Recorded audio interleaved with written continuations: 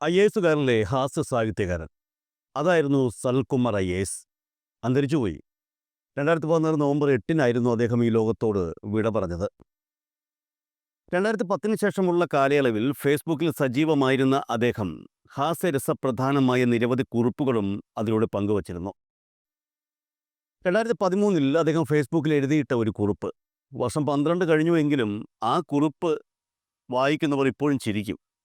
ചില കഥാപാത്രങ്ങൾക്ക് മാത്രമേ മാറ്റമുള്ളൂ, ബാക്കിയെല്ലാം അതുപോലെ തന്നെയാണ്. ആ കുറിപ്പ് ഞാനൊന്ന് വായിക്കാം. 2 പേർ തീവണ്ടിയിൽ യാത്ര ചെയ്യുകയായിരുന്നു. പേരെന്താ? എങ്ങോട്ട് പോകുന്നു? ഞാൻ തോമസ് കൂത്താടൻ, തിരുവനന്തപുരത്തിന് പോകുന്നു.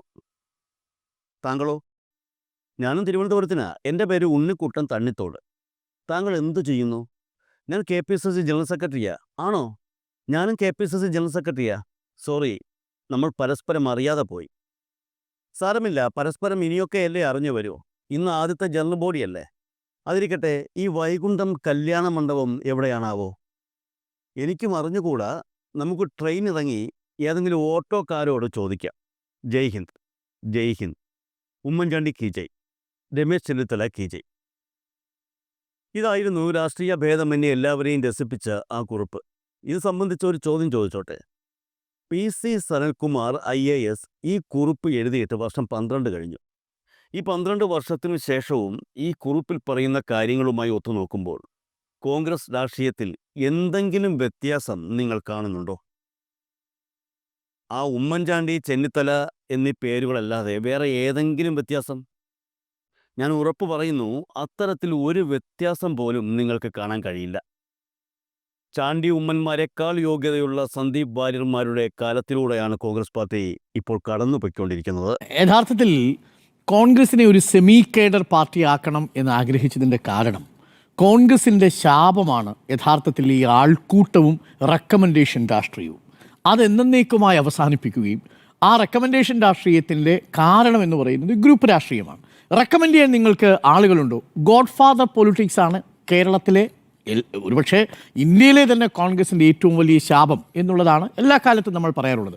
നമ്മൾ എല്ലാ തവണയും പറയും ഒരാൾക്കൂട്ട പാർട്ടിയാണ് കോൺഗ്രസ് എന്നുള്ളത്.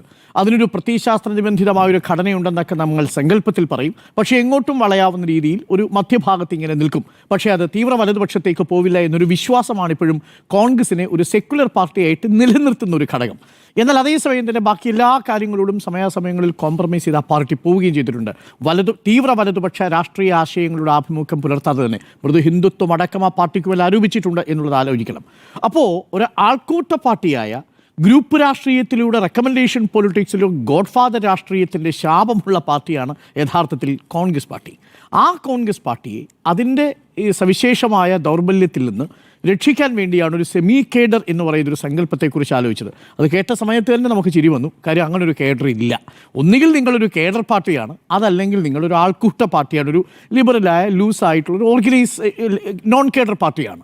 യഥാർത്ഥത്തിൽ കോൺഗ്രസ് ഒരു നോൺ കേഡർ പാർട്ടിയാണ്. കോൺഗ്രസിന് ഒരിക്കലും ഒരു കേഡർ പാർട്ടി സംവിധാനമായി പ്രവർത്തിക്കാൻ കഴിയില്ല. അതിൻ്റെ കാരണം കോൺഗ്രസ് പ്രവർത്തനക്ഷമമാകുന്നത് അതിൻ്റെ പ്രത്യയശാസ്ത്രബന്ധിതമായ ആശയങ്ങളിലൂടെയല്ല, പകരം അതിനെ നയിക്കുന്ന നേതാക്കളിലൂടെയാണ് സഞ്ചരിക്കുന്നത്. നമ്മൾ സാധാരണ പറയാറുണ്ട്, ഈ ഭൂഗുരുത്വാകർഷണം കൊണ്ട് താഴേക്ക് വാഹനങ്ങൾ വരുന്നു, അല്ലെങ്കിൽ താഴേക്ക് സാധനങ്ങൾ വീഴുന്നു. എന്നാൽ അങ്ങനെയല്ല. നിങ്ങൾ ഇവിടെ അതൊരു പ്രത്യയശാസ്ത്രത്തിൻ്റെ ബലമാണ് കേഡർ പാർട്ടികൾ മുന്നോട്ട് നയിക്കുന്നത്. BJPയുടെ കാര്യത്തിലാണെങ്കിൽ തീവ്ര വലതുപക്ഷ ആശയമാണ് അതിൻ്റെ പ്രത്യയശാസ്ത്രം. CPM-ലേക്കും ഇടതുപക്ഷ രാഷ്ട്രീയത്തിലേക്കും വന്നാൽ അവിടെ അടിസ്ഥാനമായിട്ടുള്ളത് ഒരു ജനകീയമായ വർഗരഹിത സമൂഹത്തിന് വേണ്ടിയിട്ടുള്ള ഒരു സങ്കല്പമാണ് ഇതിന് പിന്നിലെ പ്രത്യയശാസ്ത്രമായി നിൽക്കുന്നത്. അത് മാർക്സിസ്റ്റ് ആശയത്തിൽ അധിഷ്ഠിതമാണ്. എന്നാൽ കാലാകാലങ്ങളിലായി ആ ഇടതുപക്ഷ പ്രത്യയശാസ്ത്രം രൂപം മാറ്റവും സംഭവിക്കുന്നുണ്ട്. പക്ഷേ ഇവിടുത്തെ പ്രശ്നം എന്ന് പറഞ്ഞാൽ എന്താണ്? ഒറ്റ വാക്കിൽ പറഞ്ഞാൽ കോൺഗ്രസിനെ മുന്നോട്ട് നയിക്കുന്ന ഫോഴ്സ് എന്താണ്? അവിടെ ഗ്രാവിറ്റേഷൻ ഫോഴ്സായിട്ട് ഈ പറയുന്ന പ്രത്യയശാസ്ത്രമില്ല. പകരം അവിടെ അതെന്താണുള്ളത്? ഉപഗ്രഹങ്ങൾക്ക് ചുറ്റും കിടന്ന് കറങ്ങുകയാണ്. ഗ്രഹങ്ങളും ഉപഗ്രഹങ്ങളുമായി പ്രവർത്തിക്കുന്ന ഒരു സംവിധാനമാണ് യഥാർത്ഥത്തിൽ കോൺഗ്രസ് പാർട്ടി എന്നുള്ളത് നമുക്കെല്ലാം അറിയാം. അതെല്ലാ കാലത്തും അങ്ങനെയാണ് എന്ന കാര്യത്തിലൊരു സംശയമില്ല. സ്വാതന്ത്ര്യം കിട്ടിയതിനു ശേഷം ഈ പാർട്ടിക്ക് ഈ ഗതിയാണ് സംഭവിക്കാൻ പോകുന്നതെന്ന് ആദ്യം മനസ്സിലാക്കിയ നേതാവിൻ്റെ പേര് മഹാത്മാഗാന്ധി എന്ന് തന്നെയാണ്. അതുകൊണ്ടാണ് കോൺഗ്രസിനെ കുറിച്ചുള്ള ആശയത്തെക്കുറിച്ച് ഗാന്ധിയോട് ചോദിക്കുമ്പോൾ പറയുന്നുണ്ട്, ഇത് ഒരു ജനസേവക് സമാജ് എന്നാണ് അദ്ദേഹം അതിന് പേര് കൊടുക്കുന്നത്. ഇതൊരു രാഷ്ട്രീയ പാർട്ടി എന്ന നിലയിൽ കോൺഗ്രസ് പാർട്ടിയെ പിരിച്ചുവിടണമെന്നും ജനസേവക് സമാജാക്കി മാറ്റണമെന്നും അദ്ദേഹം പറയുന്നുണ്ട്. പക്ഷേ ഇത് പ്രായോഗികമായ ഒന്നായിരുന്നില്ല. ഒരു പാർലമെന്ററി തെരഞ്ഞെടുപ്പിന് മുൻപിൽ ജവഹർലാൽ നെഹ്റുവിനെ പോലെയുള്ള നേതാക്കളെ മുൻനിർത്തിക്കൊണ്ട് പാർട്ടിയായി തന്നെ മത്സരിക്കണമായിരുന്നു. അതല്ലെങ്കിൽ എന്താകുമായിരുന്നു ഇന്ത്യക്ക് സംഭവിക്കുമായിരുന്നത് എന്നുള്ളത് നമ്മളെ ഭീതിപ്പെടുത്തുന്ന ഒന്നാണ്. സ്വാഭാവികമായും അത് അന്ന് തന്നെ വലതുപക്ഷ രാഷ്ട്രീയത്തിൻ്റെ കൈകളിലേക്ക് പോകുമായിരുന്നു. കാര്യം അവിടെ ഒരു കേഡർ സംവിധാനം ശ്യാമപ്രസാദ് മുഖർജിയുടെ നേതൃത്വത്തിലുണ്ടായിരുന്നു. പിന്നീട് ഉണ്ടായിരുന്നത് കമ്മ്യൂണിസ്റ്റ് പാർട്ടികളും ഇടത് സോഷ്യലിസ്റ്റ് പാർട്ടികളുമായിരുന്നു. ഇനി കേരളത്തിലേക്ക് എത്തിയാൽ ഇവിടെ എന്താണ് ഈ അതൃപ്തിയുടെ കാര്യം? അപ്പോൾ അടിസ്ഥാനമായ പാർട്ടിയുടെ ഘടനാപരമായ ഒരു ദൗർബല്യം ഇപ്പോഴും നിലനിൽക്കുന്നു എന്നുള്ളതാണ്. അതെന്നാണ് ഈ പാർട്ടി മറികടക്കുക? അന്ന് മാത്രമേ പാർട്ടിക്ക് ഈ ഉപഗ്രഹങ്ങളിൽ നിന്നും ഗ്രഹങ്ങളുടെ ആകർഷണങ്ങളിൽ നിന്നും ഒക്കെ രക്ഷപ്പെടാൻ പറ്റൂ. ഇവിടെയും അതുതന്നെയാണ് സംഭവിച്ചിരിക്കുന്നത്. ഒരു പാർട്ടിയുടെ ഒരു സംസ്ഥാനത്തെ ഘടകത്തിന് 280ഓളം ആളുകൾ അതിൻ്റെ ഭാരവാഹികളായിട്ടുണ്ടാവുക എന്ന് പറയുമ്പോൾ തന്നെ അതിൻ്റെ നേതൃത്വം എന്നുള്ളത് ലക്ഷ്യം കാണാതെ പോകുന്നു എന്നുള്ളതാണ്. അതിൻ്റെ നേതൃത്വത്തിനുണ്ടാവുന്ന ബലം കുറയുന്നു എന്നാണ് ഞാൻ മനസ്സിലാക്കുന്നത്. കാരണം ഇതൊരു ഒരുപാട് ജനാധിപത്യം വരുമ്പോൾ ജനാധിപത്യം ഇല്ലാതാവും എന്ന് പറയുന്നത് പോലെ ഒരു സംവിധാനമായിട്ടത് മാറും. അതുകൊണ്ടാണ് വേദിയിൽ നിങ്ങൾക്ക് കൂടുതൽ ആളെ കാണുകയും സദസ്സിനേക്കാൾ കൂടുതൽ ആളുകൾ വേദിയിൽ കാണുന്ന സവിശേഷമായ സാഹചര്യം ഉണ്ടാവുന്നത്. ഇനി ഈ പർട്ടിക്കുലർ കേസിലെ ഇപ്പോഴുള്ള KPCC പുനഃസംഘടനയിലെ അതൃപ്തിയിലേക്ക് വരാം. എന്താണ് പ്രതിപക്ഷ നേതാവ് പറഞ്ഞത്? 100 തികയ്ക്കുമെന്ന് പറഞ്ഞു. 100 250 തികയ്ക്കും ഇപ്പോഴത്തെ കണക്കനുസരിച്ചാണെങ്കിൽ. അത് സീറ്റല്ല, പകരം KPCCയിലെ ഭാരവാഹികളുടെ എണ്ണമാണ്. 13 വൈസ് പ്രസിഡന്റുമാർ, 42 രാഷ്ട്രീയകാര്യ സമിതി അംഗങ്ങൾ, പുതുതായിട്ട് കൂട്ടിച്ചേർത്ത 6 പേരടക്കം, പ്ലസ് ഇപ്പോൾ വന്നിരിക്കുന്ന കണക്ക് പ്രകാരം 58ഓളം ജനറൽ സെക്രട്ടറിമാർ, രണ്ടും കൂടി കൂട്ടുമ്പോൾ 113. ഇനി ഇത് കൂടാതെ വരുന്ന സെക്രട്ടറിമാർ, അവർ അങ്ങനെ കണക്ക് വരികയാണെങ്കിൽ ഏകദേശം 110-120 ജനറൽ സെക്രട്ടറിമാരുണ്ടാവണം. 100 എന്ന് കൂട്ടിയാൽ പോലും അത് 200 കടക്കും. അപ്പോൾ 200 കടക്കും KPCCയുടെ ഈ പുതിയ ഘടനയിലെ ഭാരവാഹികളുടെ എണ്ണം എന്ന് പറയുന്നത്. ഇനി ഇത് കഴിഞ്ഞിട്ടാണ് DCC ഭാരവാഹികൾ വരാൻ പോകുന്നത്, DCC ജില്ലാ കമ്മിറ്റികൾ വരാൻ പോകുന്നത്, പിന്നീട് ബ്ലോക്ക് മണ്ഡലം കമ്മിറ്റി ഭാരവാഹികളുടെ കാര്യത്തിലൊക്കെ വരാൻ പോകുന്നത്. തെരഞ്ഞെടുപ്പിങ് തൊട്ടടുത്തിരിക്കുകയാണ്. അതിനിടയിൽ ആർക്കൊക്കെയാണ് അതൃപ്തി? എണ്ണി നമുക്കൊന്ന് പറഞ്ഞു നോക്കാം. ഇപ്പോഴുള്ള ഈ കോൺഗ്രസ് പുനഃസംഘടനയിലെ അതൃപ്തി ഏറ്റവും കൂടുതലുള്ള ചില നേതാക്കളുണ്ട്. അതിൽ ആദ്യത്തെ പേരുകാരൻ ഞാൻ പറയും ചാണ്ടിയുമ്മനാണ് എന്ന് പറയും. ആ അതൃപ്തി ചാണ്ടിയുമ്മനുണ്ട്. ചാണ്ടിയുമ്മൻ്റെ ആ അതൃപ്തി ലെജിറ്റിമേറ്റ് ആണ്. അത് ന്യായീകരിക്കത്തക്കതാണ് അതൃപ്തി എന്നാണ് ഞാൻ പറയുക. അതിന് ചില കാരണങ്ങളുണ്ടെന്ന് തന്നെ കൂട്ടിക്കൊള്ളൂ. അതിലൊരു കാരണം ഞാൻ പറയാം. ഈ സന്ദീപ് വാര്യരെ ജനറൽ സെക്രട്ടറി ആക്കിയല്ലോ. എന്താണ് സന്ദീപ് വാര്യരെ ഒരു വർഷം ആയില്ല, പാലക്കാട് തെരഞ്ഞെടുപ്പിലാണ് സന്ദീപ് വാര്യർ BJPയിൽ നിന്ന് വന്ന് അങ്ങേയറ്റത്തെ വർഗീയ വിഷം തുപ്പിക്കൊണ്ടിരുന്ന ഒരു നേതാവ്, അതും കേരളത്തിലെ മലപ്പുറം ജില്ലയെ പാലക്കാട് പൈനാപ്പിൾ പടക്കം കടിച്ചൊരു ആന ചരിഞ്ഞപ്പോൾ അത് മലപ്പുറം ജില്ലയുടെ പേരിൽ ആരോപിച്ച് അത് സത്യം തെളിഞ്ഞതിനു ശേഷവും, അത് പാലക്കാട് ജില്ലയാണ് എന്ന് ബോധ്യപ്പെട്ടതിന് ശേഷവും ഞാൻ എൻ്റെ ഫേസ്ബുക്കിൽ നിന്ന് ടാഗ് മാറ്റില്ല എന്ന നിലപാടെടുത്ത നേതാവിൻ്റെ പേരാണ് സന്ദീപ് വാര്യർ. ആ സന്ദീപ് വാര്യരാണ് കാശ്മീരിലെ മുസ്ലിങ്ങളെ കുറിച്ച് പറഞ്ഞത്. എന്താ നമ്മൾ കേട്ടിട്ടില്ലേ? ഒന്ന് ആലോചിച്ച് നോക്കൂ. ഇതാണോ പാർട്ടിയുടെ ഇത് കൊടുക്കുന്ന മെസ്സേജ്? എന്താണ്? നമ്മൾ പറയും ആ പാർട്ടിയിൽ നിന്ന് നിങ്ങൾ വന്നല്ലോ, ശരി, ആ പാർട്ടിയിൽ നിന്ന് വന്നു, പാർട്ടി സ്വീകരിച്ചു, അതുവരെ മനസ്സിലാക്കാം. ആ പ്രാദേശിക തലത്തിലുള്ള അദ്ദേഹത്തിൻ്റെ പ്രവർത്തനം നിങ്ങളൊരു കാലം അവരെ നിരീക്ഷിക്കണ്ടേ? അദ്ദേഹം ഇപ്പോഴും RSSൻ്റെ കുപ്പായത്തിൽ നിന്ന് ഇറങ്ങിയിട്ടുണ്ടോ? ആർക്കറിയാം? ഈ ഇത്രയും വർഗീയ വിഷം തുപ്പിയത് അദ്ദേഹം പറയുന്നത് ഇതെല്ലാം ഞാൻ BJPക്ക് വേണ്ടി പറഞ്ഞു എന്നാണ്. പക്ഷേ ഈ പറഞ്ഞ കാര്യങ്ങൾ അദ്ദേഹത്തിന് നിഷേധിക്കാൻ പറ്റുമോ? കേരളം മിനി പാകിസ്ഥാനാണെന്ന് പറഞ്ഞ നേതാവിന്റെ ആർഗ്യുമെന്റിനെ പിന്താങ്ങിയ ആളല്ലേ? ഈ തിരുത്തുന്നു എന്ന് പറയുകയാണെങ്കിൽ തിരുത്തുകയാണെങ്കിൽ അത് പാർട്ടിയിലേക്ക് വരൂ, പാർട്ടി അംഗത്വം കൊടുക്കൂ, മനസ്സിലാക്കാം. പക്ഷേ നിങ്ങളെ ആരെയാക്കി മാറ്റിയിരിക്കുന്നു? ജനറൽ സെക്രട്ടറിയാക്കി മാറ്റുന്നു. ആദ്യം സ്പോക്ക് പേഴ്സൺ ആക്കുന്നു, പിന്നീട് നിങ്ങൾ ജനറൽ സെക്രട്ടറിയാക്കി മാറ്റുന്നു. അതാണ് ഞാൻ ചോദിച്ചത്, എന്ത് തെളിവാണ് നമ്മുടെ മുന്നിലുള്ളത്? മറുഭാഗത്ത് ഞാനൊരു നേതാവിൻ്റെ പേര് പറയാം, ജനറൽ സെക്രട്ടറി ആക്കാതെ പോയ നേതാവിൻ്റെ പേര് പറയാം, അതാണ് ചാണ്ടിയുമ്മൻ. ഞാനിത് കമ്പയർ ചെയ്ത് എന്താണെന്ന് വെച്ച് കഴിഞ്ഞാൽ ഇതിലെ സ്വാഭാവികമായ നീതികേട് നമ്മൾ മനസ്സിലാക്കണം എന്നുള്ളത് കൊണ്ടാണ്. അപ്പോൾ എന്താ പ്രശ്നം? പ്രകടനപരതയാണ് പ്രശ്നം. ടെലിവിഷൻ ചർച്ചയിൽ നിങ്ങൾ ചെയ്യുന്ന ഡിബേറ്റോ നിങ്ങൾ എതിരാളിയെ പള്ളു വിളിക്കാനുള്ള കരുത്തോ അല്ല കോൺഗ്രസിൻ്റെ മാനദണ്ഡം. ഇപ്പോഴും പ്രവർത്തനക്ഷമമാകുന്ന ഒരു യൗവനം കോൺഗ്രസിൽ ബാക്കി നിൽക്കുന്ന ചില നേതാക്കളുണ്ട്. നമ്മൾ പലപ്പോഴും ഉമ്മൻചാണ്ടിയുടെ പ്രഭാവത്തിൽ ചാണ്ടിയുമ്മനെ ശ്രദ്ധിച്ചിട്ടില്ലെന്നും ചാണ്ടിയുമ്മൻ ഉമ്മൻചാണ്ടിയുടെ മകനായതുകൊണ്ട് പുതുപ്പള്ളിയിൽ മത്സരിച്ചു എന്നും ഒക്കെ പറയും. പക്ഷേ അപ്പോഴും ചാണ്ടിയുമ്മൻ്റെ പൊളിറ്റിക്കൽ ഹിസ്റ്ററി അറിയാവുന്ന ആരും ചാണ്ടിയുമ്മനെ തള്ളി പറയൂല. ഇപ്പോൾ ഞാൻ പറയാം, 25 വർഷത്തെ പാർട്ടി പ്രവർത്തന പരിചയമുണ്ട് ഈ ചാണ്ടിയുമ്മന്, 1/4 നൂറ്റാണ്ടിൻ്റെ. അവിടെയാണ് നമ്മൾ സന്ദീപ് വാര്യരുമായിട്ട് വേഴ്സസ് സന്ദീപ് വാര്യർ എന്ന് പറയുന്നൊരു സംവിധാനം വയ്ക്കുന്നത്. നിങ്ങൾ സന്ദീപ് വാര്യർ ജനറൽ സെക്രട്ടറി ആവുകയും ചാണ്ടിയുമ്മൻ ഈ പദവികൾക്ക് പുറത്തു നിൽക്കുകയും ചെയ്യുന്ന സാഹചര്യം ഉണ്ടാകുന്നു. 2000 അദ്ദേഹം പഞ്ചായത്തിൽ അന്ന് അവിടെ പഞ്ചായത്ത് വാർഡിൽ വീടുകൾ തോറും കയറി ഇറങ്ങി. ചാണ്ടിയുമ്മൻ്റെ ഒരു ശൈലി അതാണല്ലോ, എല്ലാ വീടുകളും കയറി ഇറങ്ങി പരമാവധി വോട്ടർമാരെ നേരിട്ട് കണ്ട് അത്ര വലിയ പ്രകടനപരതയൊന്നും സാധാരണ റിയൽ ലൈഫിൽ കാണിക്കാതെ പോകുന്ന ഒരാളാണ് അദ്ദേഹം. എല്ലാ മണ്ഡലങ്ങളിലും വന്ന് പഞ്ചായത്തിൽ, എനിക്കൊരു സുകുമാരൻ നായർ മറ്റോ ആണ് അന്നത്തെ പഞ്ചായത്തിലെ അന്നത്തെ വാർഡ് മെമ്പർ. അവിടെ തുടങ്ങുന്നതാണ് 2000-ൽ KSUവിൻ്റെ അതായത് മാറിവനേസ് കോളേജിൽ അദ്ദേഹം വരുന്നതിന് 3 വർഷങ്ങൾക്ക് മുമ്പ് തുടങ്ങുന്നതാണ് അദ്ദേഹത്തിൻ്റെ രാഷ്ട്രീയ ചരിത്രം എന്ന് പറയുന്നത്. അവിടെ മുതൽ തുടങ്ങുകയാണ്. അതിനുശേഷം 2000-ന് ശേഷം 2003-ൽ മാറിവനേസ് കോളേജിൽ എത്തുന്ന സമയത്ത് പിന്നീട് NSUവിൻ്റെ ഭാരവാഹിയായിട്ട് മാറുമ്പോൾ, ദേശീയ ഭാരവാഹിയായിട്ട് മാറുമ്പോൾ, അതിനു മുൻപ് അദ്ദേഹം യൂണിറ്റ് പ്രസിഡന്റായിട്ട് മാറുമ്പോൾ ഒക്കെ അദ്ദേഹം നടത്തിയ പ്രവർത്തനങ്ങളുണ്ട്.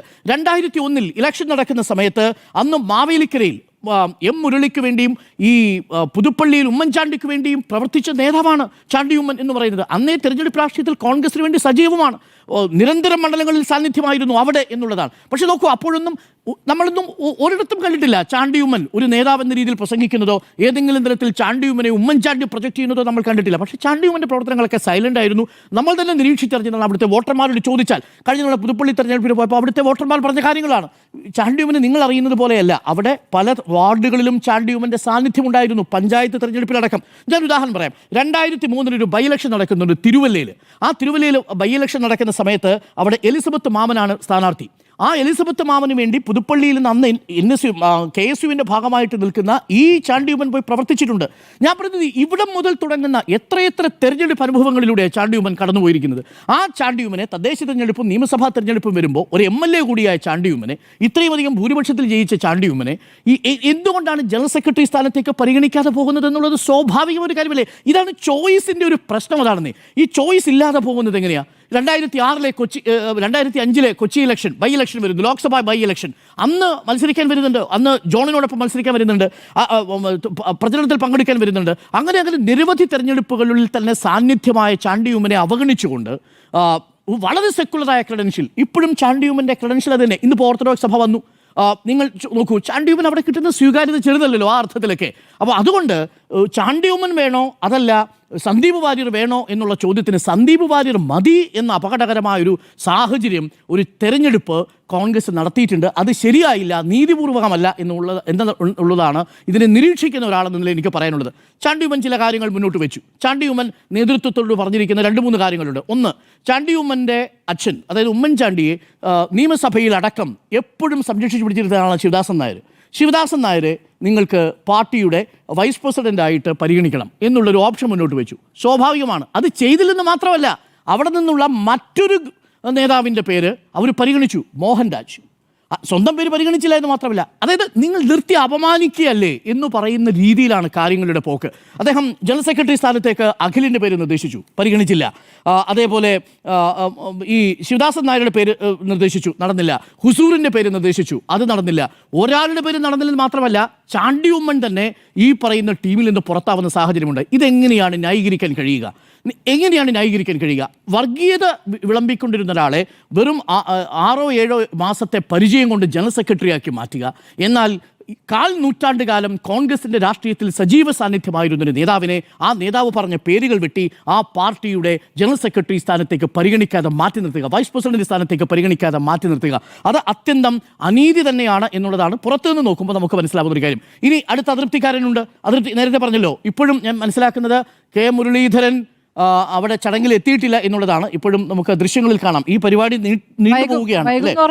K. മുരളീധരൻ അവിടേക്ക് എത്തുമെന്ന് അറിയിച്ചിരുന്നു. പക്ഷേ K. മുരളീധരൻ തന്നെ ക്യാപ്റ്റനായ ഒരു പരിപാടിയിൽ K. മുരളീധരൻ ഇന്ന് പങ്കെടുക്കില്ല എന്നറിയിച്ചിരുന്നു. അത് അദ്ദേഹം വിശദീകരിക്കുന്നത് ആരോഗ്യ കാരണങ്ങളാണെങ്കിലും പല രീതിയിൽ ഇതിന് വ്യാഖ്യാനങ്ങൾ വരാം. പക്ഷേ K. മുരളീധരന് സ്വാഭാവികമായ അതിർത്തി ഉണ്ടാവും. നേരത്തെ പറഞ്ഞതുപോലെ ഈ ഹാരിസിൻ്റെ പേര് മാത്രമല്ല, മരിയാപുരം ശ്രീകുമാറിൻ്റെ പേര് പറഞ്ഞിരുന്നു, പക്ഷെ പരിഗണിച്ചില്ല. ഈ ഹാരിസിൻ്റെ പേര് പറഞ്ഞു, പരിഗണിച്ചില്ല. ജോസ് വള്ളൂർ, പ്രേക്ഷകർക്ക് അറിയാമല്ലോ, തൃശ്ശൂരിലെ തൻ്റെ പരാജയത്തിന് കാരണക്കാരെന്ന് കരുതുന്ന ഒരാൾ സെക്രട്ടറി സ്ഥാനത്തേക്ക് വരികയും താൻ പറഞ്ഞ മരിയാപുരം ശ്രീകുമാറിനെയും ഹാരിസിനെയും വെട്ടുകയും ചെയ്യുമ്പോൾ സ്വാഭാവികമായും K. മുരളീധരൻ അതിനകത്തൊരു സങ്കടമുണ്ടാവും, അതൃപ്തി ഉണ്ടാവും. അത് സ്വാഭാവികമാണ്.